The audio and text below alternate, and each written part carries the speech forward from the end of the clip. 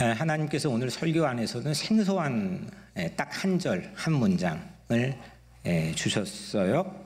이 한 절로 저도 설교하기는 처음인 것 같습니다. 우리 같이 읽었죠? 이 한 절이 속해 있는 책 제목이, 책 타이틀이 민수기죠. 영어의 타이틀은 Numbers, Numbers. 그러니까 숫자 세는 거죠. 사람의 숫자를 세는 책 제목을 가지고 있습니다. 그런데 이거는 후대 증보판에서 만들어진 책 제목이고, 원래 책 제목은 범미드바, 히브리어로 광야에서입니다. 광야에서. 노래 제목 같죠? 광야에서. 왜냐하면 구약성서는 많은 책들이 그 책의 첫 번째 단어에 나오는 걸로 책 제목을 삼았기 때문에 1절, 민수기 1장 1절에 신의 광야에서, in the desert, 그러니까 광야에서 라고 하는 이게 제목이 본래, 지금도 유대인들이 보는 성경도, 우리가 보는 히브리어 원문의 성경도 책 제목은 광야에서입니다. 그리고 후대의 헬라어로 증보판에서 책 제목이 Numbers, 민수기, 사람들의 숫자를, 백성들의 숫자를 세는 책 제목으로 바뀌어진 거죠. 그러니까 이걸 두 가지 제목을 한번 합해볼까요? 합해보면은 광야에서, 민수기는 광야에서 인구조사한 책입니다. 네, 광야에서, 좀 이해가 오시죠? 광야에서 사람들의 숫자를 센 책. 두 차례, 두 번에 걸쳐서 인구조사를 했습니다. 1차 인구조사는 오늘 읽지는 않았지만 민수기 1장, 2장, 3장에 나와 있습니다. 상당히 적지 않는 분량이죠. 이거 언제 했느냐? 출애굽하고 나서 1년 1개월째, 정확히는. 그리고 그냥 우리 통상적으로 출애굽한 지 2년째 되는 해. 장소는 시내산에 10계명을 받았던 그 시내 광야에서 1차 인구조사를 했습니다. 민수기 1장 46절에 보면 계수된 자의 총계는 60만 3,550명이었더라. 그러니까 1차 인구조사에서 20세 이상 남성, 군인으로 징집이 가능한 자라, 이 세 가지 조건을 갖춘 인구조사의 숫자, 센서스의 숫자가 60만 3,550명. 60만 3,550명이었습니다. 여기 숫자에는 군인이 아닌 평생, 지금 우리로 치면 교회의 성막봉사를 위해서 헌신해야 되는 레위인들의 인구는 뺐습니다. 근데 그 민수기 초반에 보면은 1차 인구조사에서 레위인의 숫자까지 이제 셌는데 그 숫자가 22,000명, 22,000명인데 1차 인구조사의 전체인 60만 3,550명에는 이 22,000명은 제외가 된 거죠. 여기까지 어때? 좀 혼동되나요? 잘 따라오시죠? 네, 숫자가 많이 나오니까 조금만 참고 또 숫자 따라오세요. 두 번째 인구조사가 오늘 본문입니다. 이 인구조사는 언제 했느냐면 출애굽한 지 40년째입니다. 그럼 몇 년이 흘렀죠? 38년이 흘렀습니다. 40년째 되는 해에 장소는 하나님이 약속해 주신 젖과 꿀이 흐르는 가나안 땅이 다 보이는, 하지만 아직 넘어가진 않는 모압 평지, 말이 모압 평지지 거기도 광야입니다. 느보산, 거기가 모압 평지입니다. 전부 광야잖아요. 근데 저쪽에 있는 여리고랑 다 보입니다. 요단강 건너편은 다 보이는데 거기에서 이제 두 번째 인구조사를 했습니다. 그 인구조사에서 이제 오늘 우리가 읽은 민수기 26장 51절, 이스라엘 자손의 계수된 자가 60만 1,730명이었더라. 그러니까 2차 인구조사의 총 합계는 60만 1,730명. 역시 여기에도 레위인의 숫자가 뒤에는 2만 3천 명으로 언급은 됐지만 60만 1,730명에서는 제외가 된 거죠. 이제는 1차와 2차를 여러분들에게 함께 소개했으니까 1차와 2차를 한번 비교해 보겠습니다. 시간으로는 얼마가 지났죠? 38년 잘 따라오고 계십니다. 장소는 광야로 똑같은 스테이지, 무대지만은 정확한 장소는 차이가 있죠. 하나는 시내산 근처의 시내광야이고 하나는 모압 평지입니다. 둘 사이 인구 숫자의 차이가 어떤가요? 차이가 좀 단위가 크다 보니까 우선 60만은 똑같아요. 60만 빼고 뒷자리 숫자만 하면 1차 때는 3,550명, 2차 때는 1,730명. 이 차이는 고작 1,820명밖에 차이가 안 납니다. 1,820명이 감소한 거죠. 2차 때. 레위인의 차이는 22,000명에서 23,000명으로 1,000명이 증가했습니다. 그러면 레위인까지 많이 양보해서 포함하면 몇 명의 차이가 있느냐? 1차와 2차. 그러니까 그 20세 이상의 성인 남성 군인으로 징집될 수 있는 사람들의 인구의 차이는 1,820명. 그 다음에 감소한 거예요. 또 레위인의 숫자는 1,000명이 증가했어요. 그러면 합하면 전체가 막 머리가 아프신가요? 820명 차이가 되는 거죠. 이게 오늘 이야기의 핵심입니다. 물론 신생아, 어린이, 또 여성을 뺀 인구 숫자이기 때문에 이것까지 합하면 대략 추정하면 한 200만 정도 인구가 이제 센서스 인구조사의 개수가 되었습니다. 심지어 출애굽 직후부터는 민수기 3장 43절에 보면 출애굽하자마자 애 낳아버린 숫자를 또 밝힙니다. 신생아 숫자죠. 왜냐하면 이게 왜 중요하냐면 나중에는 20세 이상이 될 거 아닙니까? 그러니까 이 숫자가 22,073명. 그러니까 이 정도로 3명, 그러니까 1명, 2명, 3명 끝자리 숫자까지도 밝힐 정도로 구체적인 역사적 사료의 근거가 되는 거죠. 이 숫자, 신생아 숫자는 1차 인구조사에 당연히 20세 이상이니까 포함이 안 되었겠지만 이들이 38년 후에는 2차 인구조사에는 포함됐어요, 안 됐어요? 당연히 됐죠. 20세 이상이니까 그들은 40살이 됐을 거 아닙니까? 그러니까 끝자리 한 사람까지도 상세히 우리에게 밝혀주는 이 인구조사, 좀 우리가 별로 관련이 없기 때문에 따분하고 좀 지루하게 여러분들이 읽혀질 수 있는 이 인구조사, 특히 이 한 절, 이게 과연 어떤 하나님 메시지를 담고 있느냐 이겁니다. 38년의 시간차를 두고 인구조사한 결과 그 차이가 고작 820명. 이거 일부러 맞추려고 해도 그렇게 애를 우리 출산하자, 이 목표로 820명만 차이 나게 하자라고 해도 이건 어떤 정부의 훌륭한 시책도 불가능한 거 아니겠습니까? 그러니까 기적이죠. 하나의 기적인데 민수기 26장 51절 우리가 읽은 이 한 절에서 하나님은 과연 우리에게 뭘 말씀하려고 하시냐 이거죠.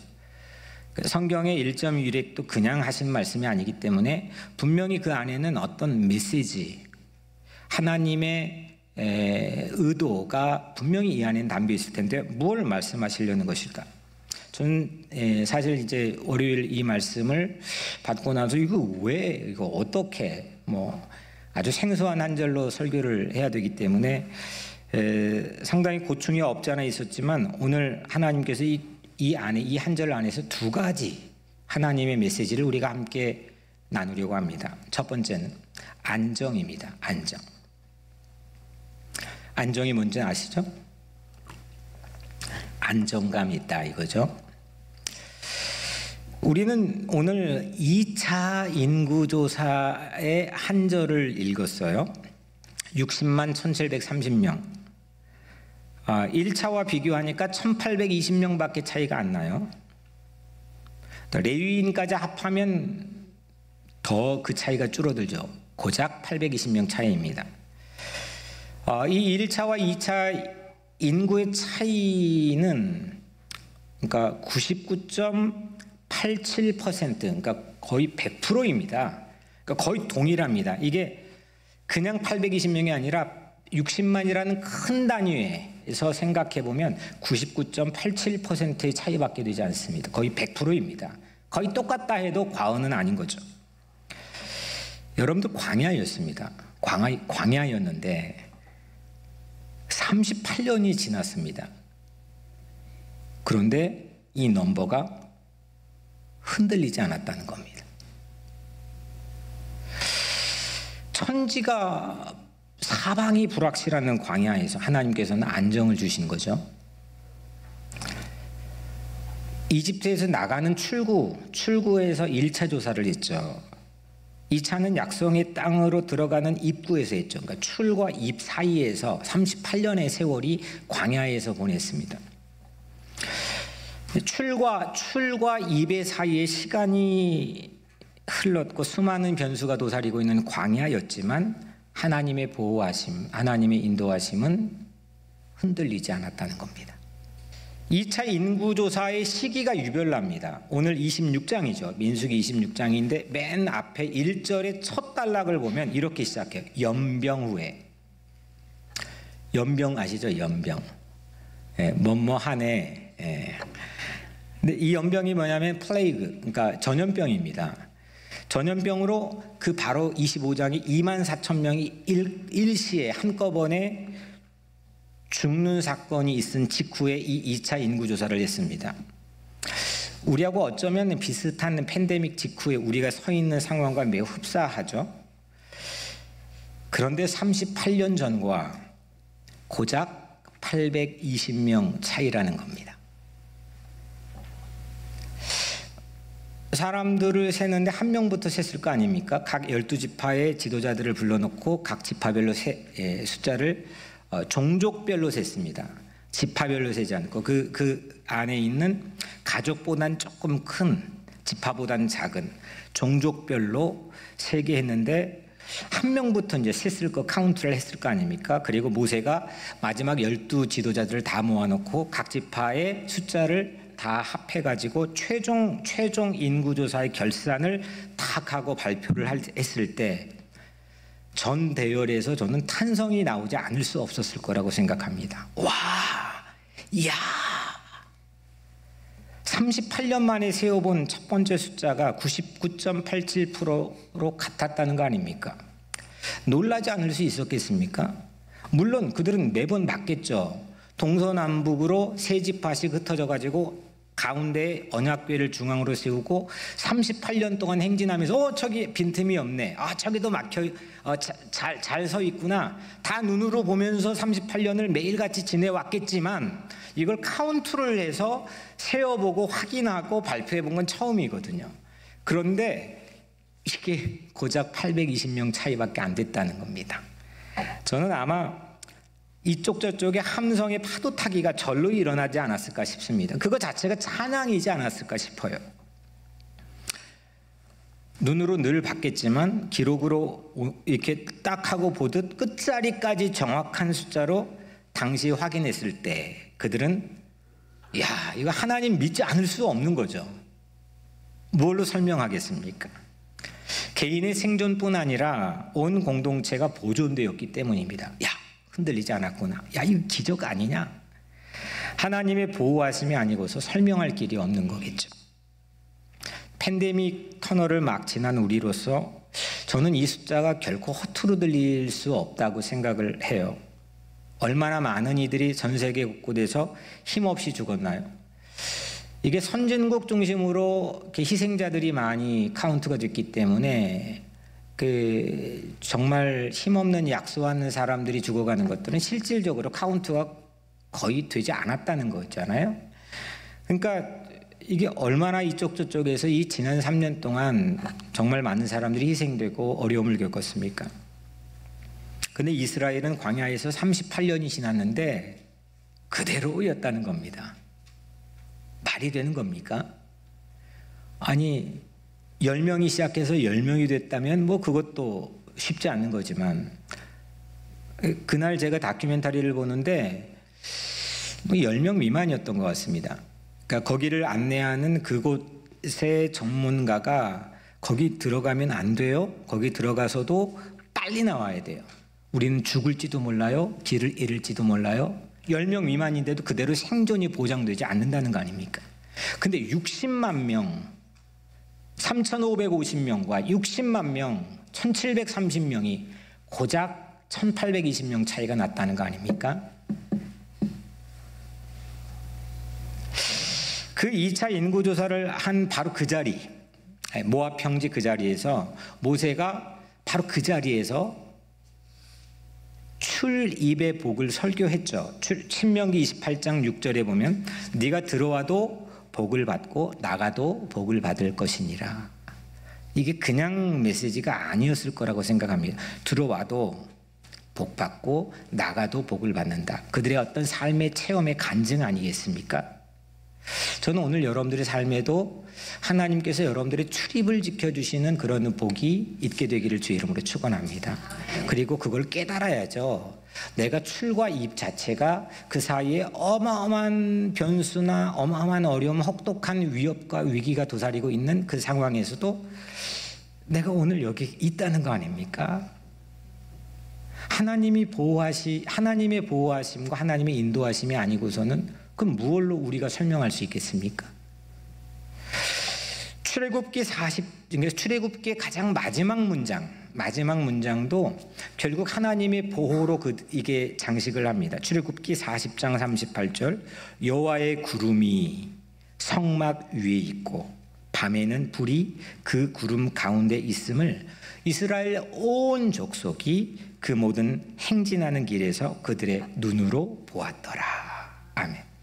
우리는 처음에 막 탈출했을 때, 해방되었을 때, 자유를 누렸을 때, 구원을 받았을 때, 처음 뭔가를 얻었을 때, 위기를 벗어났을 때는 그 환희를 마음껏 누리고 놀라합니다. 하지만 그게 쭉 지나온 다음에 어떻게 지내왔지? 어떻게 여기까지 왔지에 대해서는 순간순간 그냥 잊어버리고 그냥 오늘 우리에게 주어진 그 이슈들, 문제들이 파묻혀버릴 때가 많죠. 근데 여러분들은 오늘 이 한 절에 담겨있는 하나님의 큰 메시지는 하나님께서 안정을 주셨다는 겁니다. 이 흔들릴 수밖에 없는 요동치는 38년의 광야 한복판에서 흔들릴 수밖에 없는 광야에서 그들은 흔들리지 않고 안정적으로 그들을 콱 하고 붙잡아 주셨다는 거죠. 우리 인생은 어떻습니까? 아니, 설명을 해보자면, 내 얘기 풀어보자면 여러분들 각각의 하나하나가 다 스토리겠죠. 여기까지 오는 게 무수한 위협과 도전들이 없는 사람들이 어디 있겠습니까? 그런데 전체적으로 뚝 놓고 보니까 이게 흔들림이 없었다는 거 아닙니까? 그대로이지 않아. 하나님께서 우리에게 안정을 주셨다는 거 아닙니까?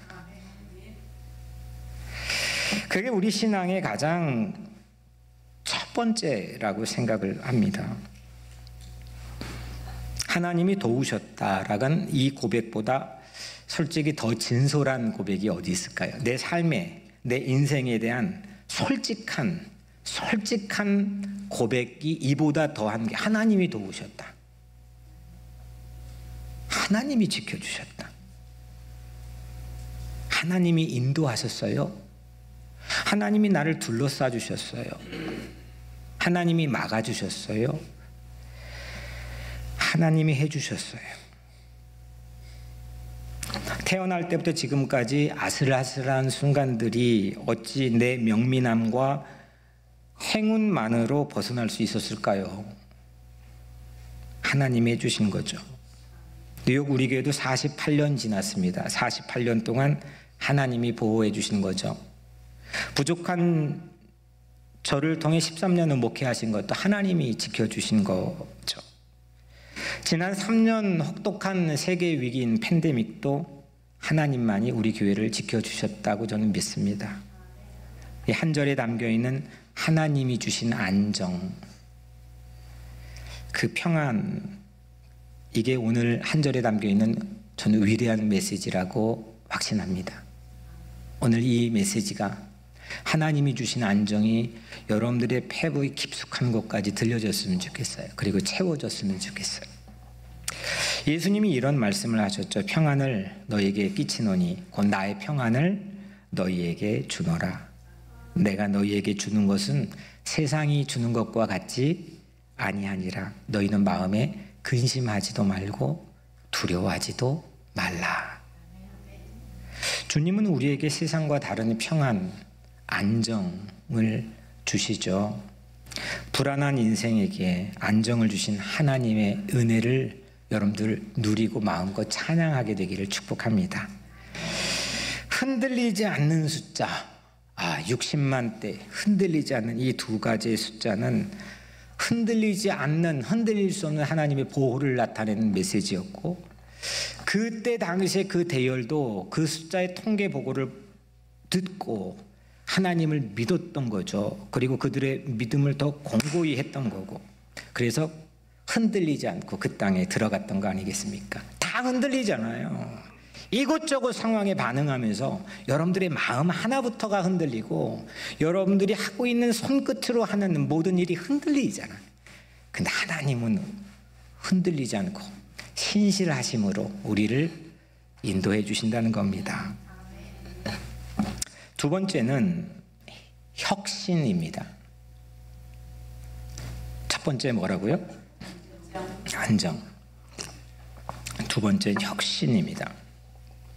이제 여기까지는 안정은 사실은 누구나가 조금 말씀을 읽어보고 묵상하면 대동소이하게 묵상이 될 수 있는 거라고 생각하는데, 이 두 번째 혁신의 부분은 저는 처음 하나님께서 깨닫게 해주셨고 어디 들어본 적도 없는 것 같고 그렇습니다. 근데 그거를 좀 더 이 두 번째 인구조사를 한 걸음 더 깊이 좀 들어가 보려고 합니다.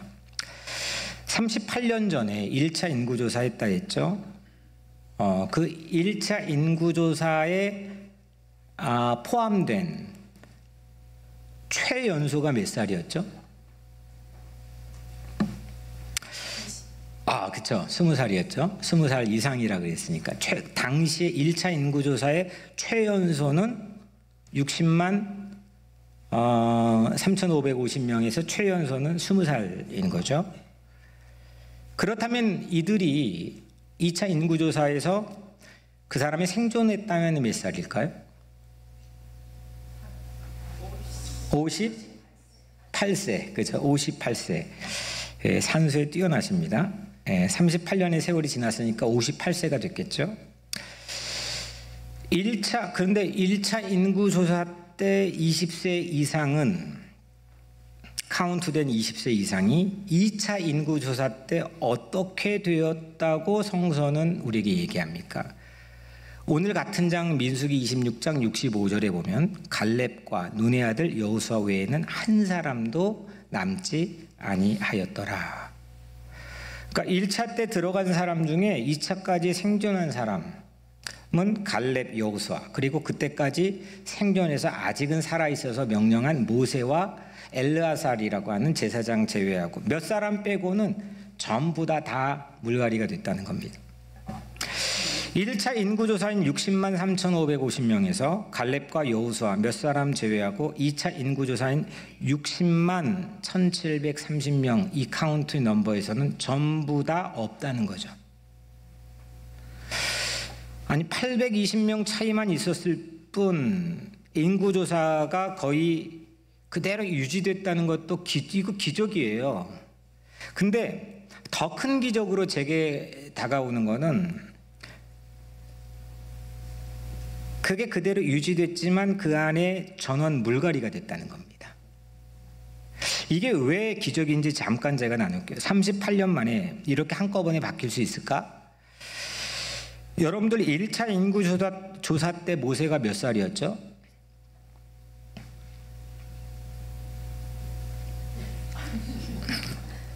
눈만 갑자기 크게 뜨시고, 1차 인구 한번 생각해 보세요. 그래야 저랑 이렇게 같이 템포를 맞춰 따라올 수 있으니까. 1차 인구조사 때 모세가 몇 살에 콜링을 받아서 출애굽을 단행하죠? 80이죠? 그러면 몇 년 지났죠? 출애굽한 지 2년이 지났죠? 그럼 몇 살입니까? 82세. 그죠? 틀릴까봐 아무 말도 안 하고 그냥 말씀하세요. 82살이죠. 그때 근데 1차 인구 조사의 최연소가 20살이라 그랬잖아요. 근데 2차 인구 조사 때 58살이 되는 거죠. 그 최연소는 58살이 되었다고 치면 그때 모세 나이는 몇 살이죠? 120살이죠. 그죠? 몇 배 차이입니까? 60년, 거의 60년 2배 차이입니다. 그러면은 58세의 사람들은 반드시 당시의 수명으로 죽어야 되는 겁니까? 살 수 있었다는 겁니까? 그럼 살 수 있었다는 거죠. 다시 말하면은 세월이 흘러가지고 자연사로 세대 교체가 이루어지는 게 아니라는 겁니다. 저는 처음 생각했습니다. 근데 이게 그냥 몇 명이 아니라 그냥 10,000명 정도의 수준도 클 텐데 60만 이상이 카운트된 숫자의 사람들이 120살까지 충분히 수명이 산 게 분명한데 당시 최연소 58세 이상으로 전부 다 1차 인구조사에 포함된 넘버들이 전부 다 없다는 겁니다. 이건 기적입니다.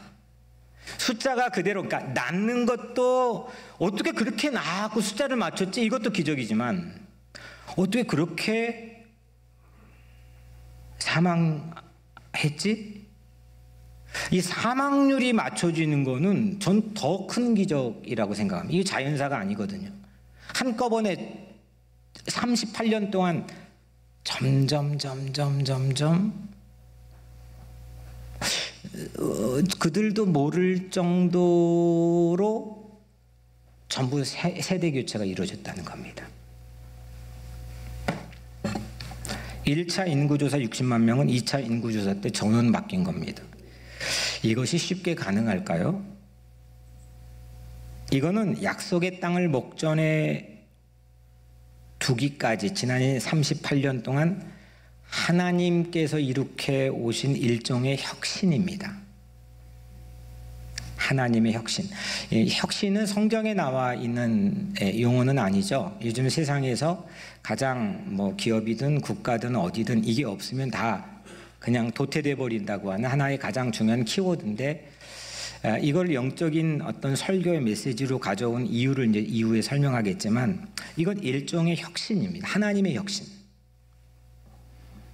이거는 첫 번째 대제의 안정 못지않는 이건 더 큰 기적처럼 제게 다가왔습니다.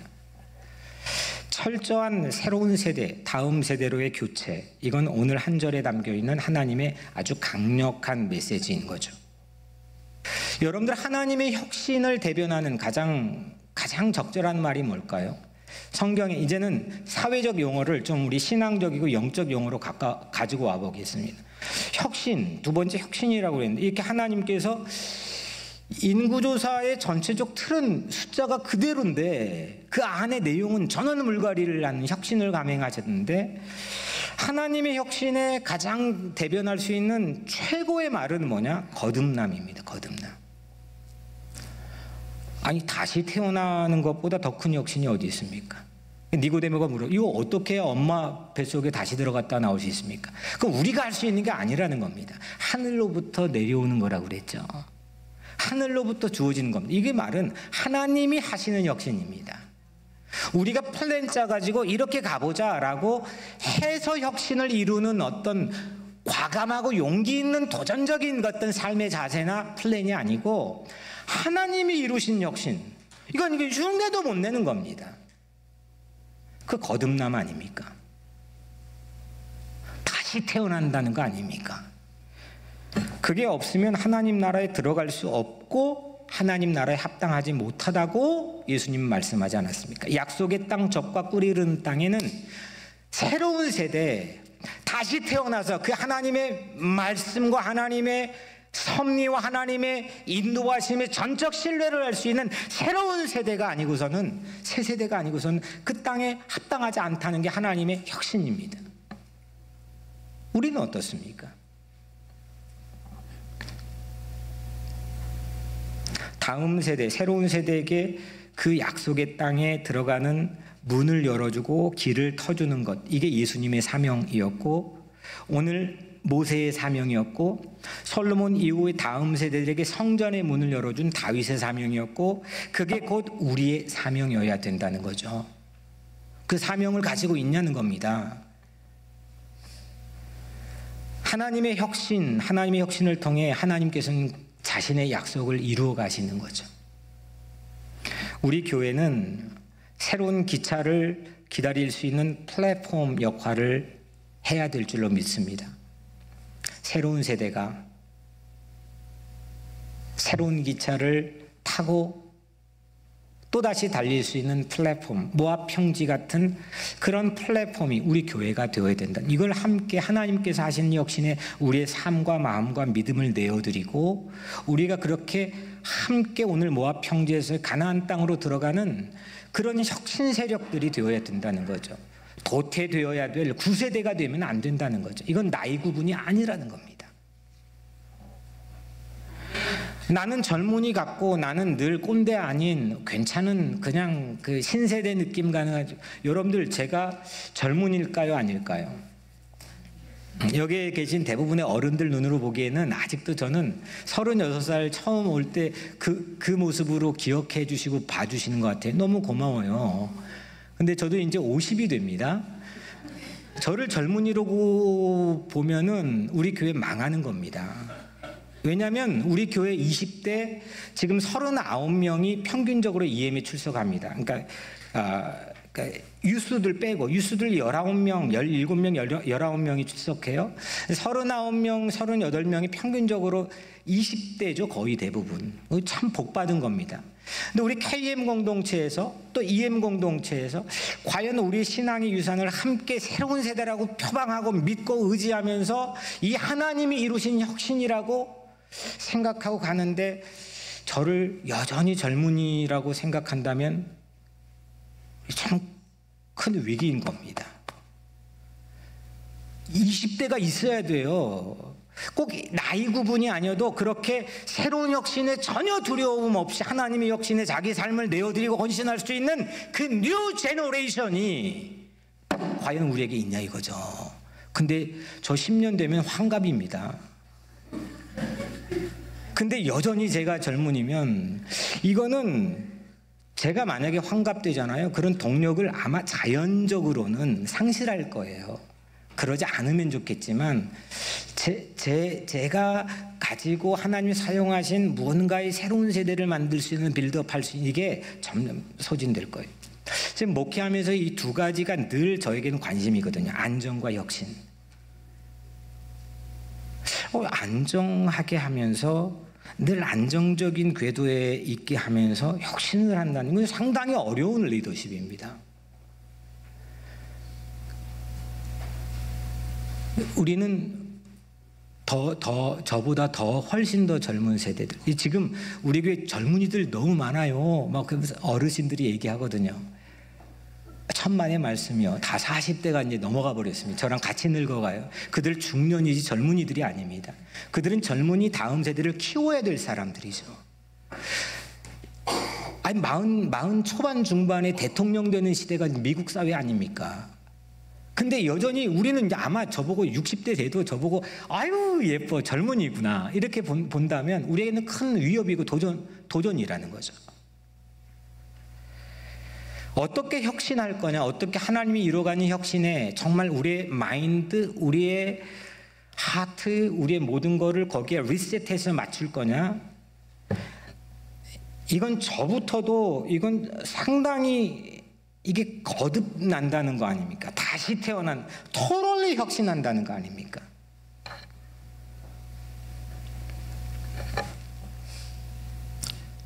저 젊은이 아닌데도 그냥 그렇게 봐주세요. 네. 인구조사 결산을 담은 딱 한 절, 민수기 26장 51절. 여기에 담긴 두 번째 메시지는 하나님이 이루시는 혁신입니다. 우리 교회는 하나님이 이루어 가신 혁신이 있게 되기를 축복합니다. 우리도 다음 세대, 새로운 세대로 하나님의 약속이 이어지는 대로, 하나님이 혁신해 주시는 대로, 하나님이 거듭나게 하시는 대로 우리가 할 거는 뭐냐? 신뢰하고 믿는 겁니다. 거기에 불신하고 마음에 의심이 끼고 불평해버리고 난 하나님이 하시는 말은 그렇죠. 근데 우리의 마음을 그렇게 내어드리면 그건 혁신이 되는 겁니다. 그래서 성경이 일관되게 우리에게 요구하는 거죠. 우리는 믿는 겁니다. 그러니까 하나님이 우리를 혁신해 주시는 거죠. 요즘 우리 교회가 올 한 해 들어 두세 사람으로 모인 투게더 모임도 이런 혁신의 일환이 아니겠습니까? 그렇다고까지만 확실하게 저는 아직은 얘기할 수는 없겠지만 여튼 하나님께서 인도해 주심이라고 생각하고 이 또한 새로운 세대로 우리 교회를 이 팬데믹 이후에 이 시대에 우리를 혁신해 나가는 하나님의 하나의 조치라고 저는 생각합니다. 멈추면 같이 죽습니다. 멈추면 같이 도태됩니다. 하지만 혁신하면 하나님의 약속을 이루어가는 겁니다. 약속의 땅에 들어가는 새로운 세대로 우리 모두가 혁신하게 되기를 주의 이름으로 축복합니다.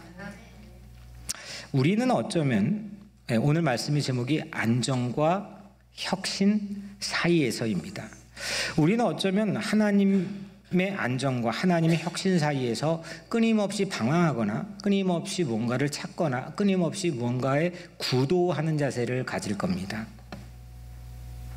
제가 말씀드린 것처럼 목회 안에서도 안정하면서 혁신한다는 것, 혁신하면서 안정한다는 것, 이거 정말 쉽지 않은 겁니다. 여러분들 실제 우리 현실에서는요, 안정과 혁신은 대립되는 말입니다. 인간의 욕망이 들어가는 순간 안정과 혁신은 이 두 가지 말은 사실은 함께 있을 수가 없습니다.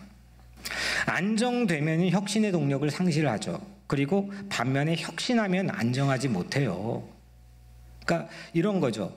우리가 이제 됐다. 안정감을 가져요. 그러면 그 순간에 우리는 혁신을 상실하게 됩니다. 끝나는 거예요.